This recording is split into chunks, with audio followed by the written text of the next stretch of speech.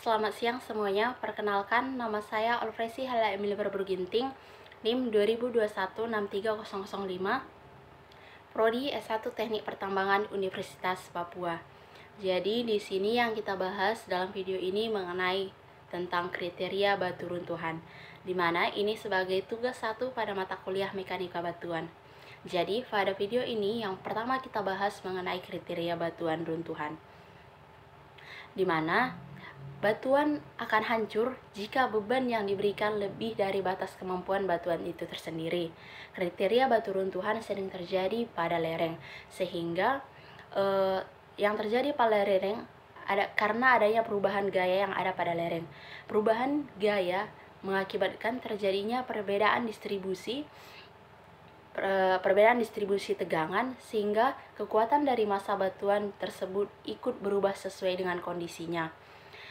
Selanjutnya, dari kondisi itu akan menyebabkan kesetimbangan lereng terganggu, dan selanjutnya pada massa batuan akan mengalami suatu perubahan, di mana perubahan tersebut, lereng tersebut akan mencari kesetimbangan baru dengan cara melepaskan beban yang ada pada lereng tersebut, sehingga karena terjadinya perubahan maka akan terjadi longsoran, di mana longsoran dalam bentuk rayapan atau runtuhan tersebut bisa terjadi karena adanya perubahan gaya yang terjadi dalam reruntuhan batuan tersebut. Kelongsoran tersebut terjadi jika gaya lebih kecil dari penggeraknya. Untuk mengetahui kondisi lereng yang stabil atau tidak, harus kita mencari atau mencari faktor keamanan dari lereng, di mana untuk mencari faktor keamanan dari lereng tersebut kita bisa menggunakan beberapa metode.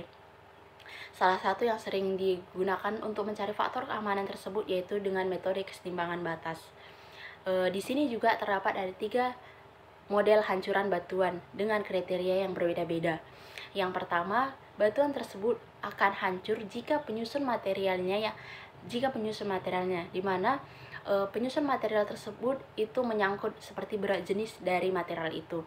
Yang kedua yaitu rongga dari material tersebut seperti porositasnya, sehingga jika semakin banyak rongga maka semakin banyak udara yang dalam.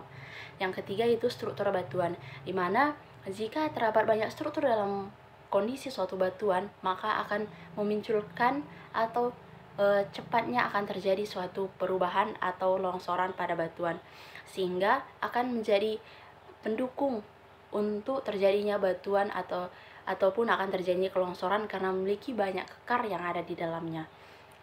Selanjutnya yang kita bahas adalah jenis-jenis kriteria runtuhan yang ada pada mekanika batuan. Yang pertama adalah Moore-Coulomb, 2 Hooke-Brown, 3 Dunker-Parger, 4 Terska, von Mises, Mogi-Coulomb, Langdonken Modified, Moore-Coulomb, Modified Langdonken, Modified Weilbuch, Mascosa, Nakai, dan Giff. Tapi di sini pada mekanika batuan yang kita bahas hanya berfokus pada 2 sesuai dengan kriteria longsoran. Yang pertama adalah Moore-Coulomb dan Hooke-Brown. Oke, selanjutnya yang kita bahas mengenai teori Moore-Coulomb atau kekuatan geser atau shear failure.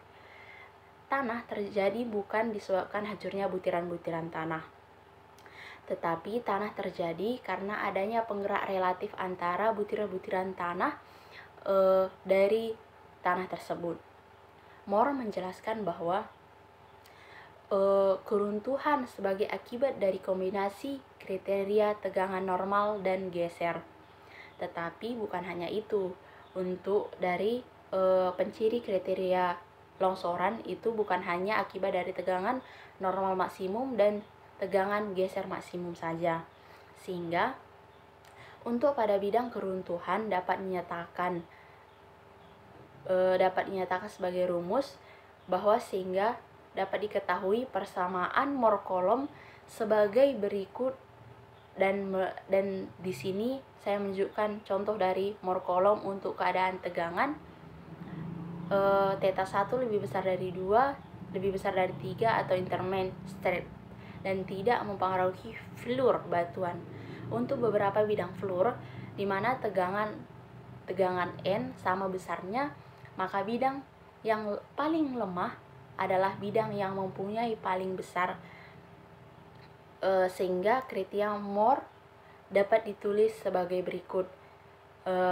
Sering ditulis sebagai tegangan sama dengan fungsi dikali dengan Q. Untuk more even, sedikit kurva ke bawah sehingga kondisi Volkmann bisa membentuk garis lurus atau kolom atau parabola atau GIF. Sehingga untuk diagram Moore, calon dapat dilihat pada gambar berikut. Yang kedua yaitu selanjutnya kriteria yang kita bahas menurut Hoek-Brown, di mana pada kriteria ini kekuatan massa batuan bergantung pada sifat batuan utuh dan kesempatan meluncur atau runtuhan pada kondisi tegangan tertentu. Sehingga dalam hal ini dipengaruhi oleh bentuk geometri dari batuan utuh dan kondisi separasi pada bidang diskontinuitas. Batuan tajam dengan permukaan kekar yang bersih dan kekerasan yang memiliki kekuatan yang lebih besar dibandingkan dengan batuan berpartikel bulat atau kecil yang terlapukan. Sehingga yang kita bahas pada ini adalah hubungan antara Moore column dengan Hoek-Brown, di mana ini adalah sebagai alternatif dalam melakukan back analisis untuk menentukan kekuatan dari massa batuan. Di sini ada sebuah metode empirik yang telah dikembangkan oleh Hoek dan Brown pada tahun 1980 dengan kekuatan geser yang dapat digambarkan dengan lingkaran Moore seperti gambar di samping. Di sini kriteria dari runtuhan batuan ini digunakan untuk menyediakan data masukan untuk analisis yang diperlukan pada penggalian tambang bawah tanah. Sehingga akan memunculkan kriteria batuan yang keras. Selanjutnya kriteria dari sifat mekanik dari batuan utuh yang kemudian mengambil bidang lemah karena faktornya yang berbidang-bidang diskontinuitas. Hanya inilah presentasi yang saya buat mengenai kriteria batuan runtuhan. Jika ada salah kata, mohon dimaafkan. Sekian dari saya, terima kasih.